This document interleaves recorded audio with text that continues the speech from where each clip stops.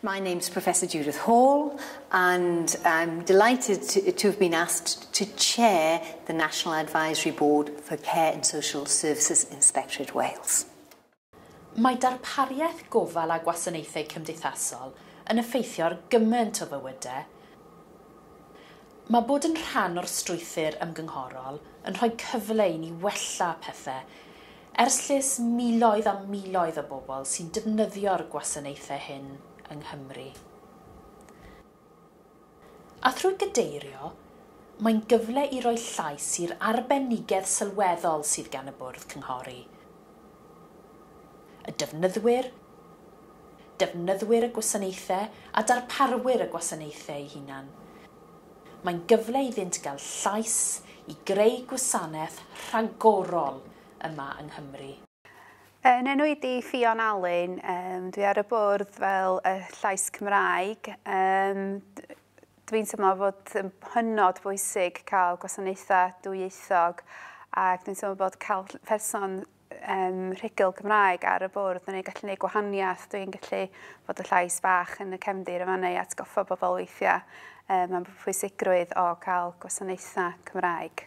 Y rheswm o'n i eisiau bod ar y bwrdd oedd mae gen i syniad fod y delwedd sydd gan y CSIW gan y cyhoedd yn un eitha negyddol ar adegau.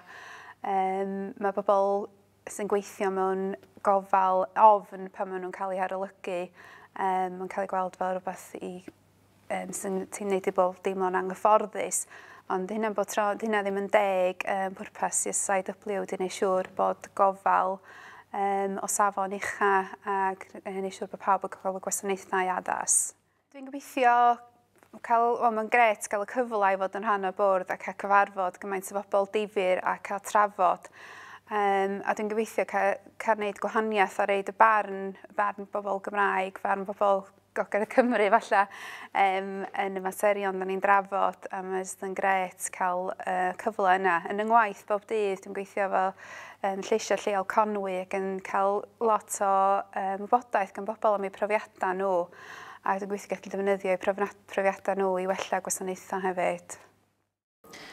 Mae Cymru'n heiddi safon dda neu ragorol o ofal. Mae cymaint yn digwydd yng Nghymru ar hyn o bryd o ran gofal, gwasanaethau cymdeithasol, lles ein dinasyddion, ac mae'n teimlo fel man di-droi nôl. Drwy roi llais i'r Bwrdd Cynghori hwn, a'i caniatáu dros glwyddo'r neges i'r bobl sy'n gwneud y penderfyniadau, rwy'n credu gallwn ni greu awyrgylch positif, sicrhau lles i bawb a gweithio tuag at ragoriaeth yma yng Nghymru.